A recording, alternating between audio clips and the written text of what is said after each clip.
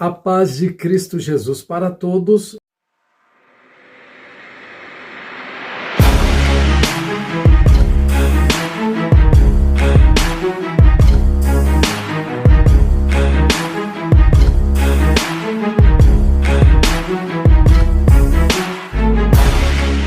Eu sou o pastor Alessandro de Oliveira e quero desejar um bem-vindo para todos que pela primeira vez se encontram aqui no canal, são novos inscritos e também aqueles que assiduamente, continuamente, está nos ouvindo e vem crescendo, prosperando em Cristo Jesus.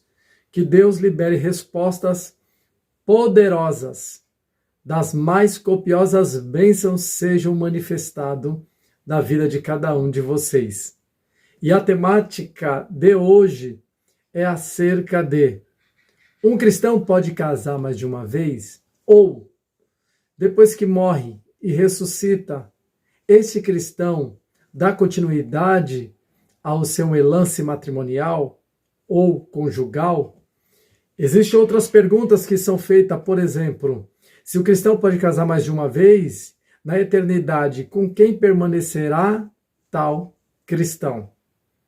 E nós estaremos aqui liberando respostas dessas perguntas muito significativas para muitas pessoas. Não sei se vocês já conseguiram ouvir, eu estou ao lado de um séquito terreno que tem fôlego, e que tudo que tem fôlego louve ao Senhor. Por isso, não seja constrangido, melhor dizendo, se ouvir um barulho de uma ave. Se ouvir um barulho de uma ave que voa ou de uma ave que anda na terra. Eu estou cercado dessas criaturas que adoram, que exaltam e que engrandecem o nome do Senhor. Mas, todavia, nos redirecionando à temática de hoje, a primeira pergunta que desejo responder é: um cristão pode casar mais de uma vez? Sim. Claro que sim. A Bíblia nos diz, em 1 Coríntios capítulo 7, que o casal está ligado por lei enquanto vive. Depois que morre, está livre. Observe, isso que nos ensinou foi o apóstolo Paulo, e ele falou com muita maestria, muita clareza, para que não haja ambiguidade entre nós.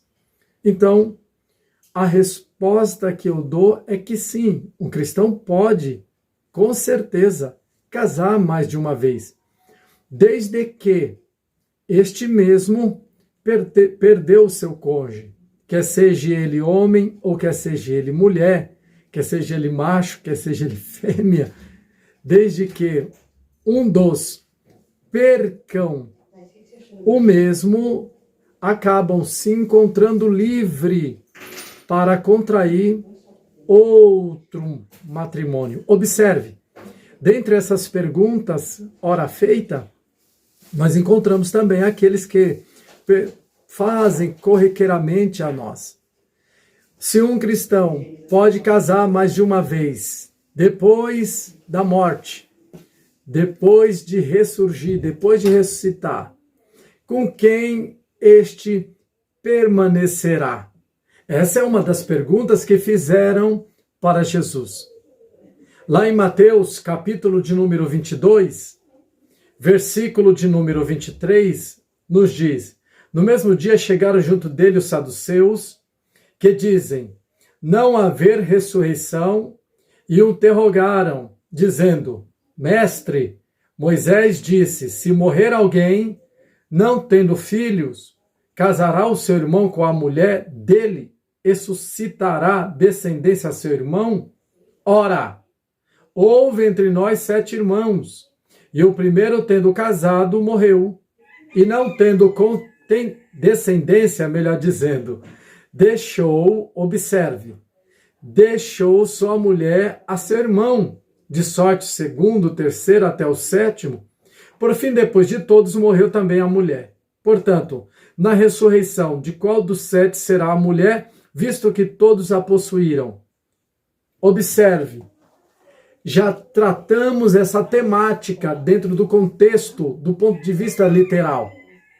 Todavia, não obstante a isso, nos compenetramos a pergunta dos saduceus. Existe uma lógica, existe uma tendência, existe uma razão, existe uma crença por trás disso. E qual é a resposta que daríamos ao mesmo? A resposta está na mentalidade de Cristo. Para Cristo, o casamento sempre teve fundamento na origem.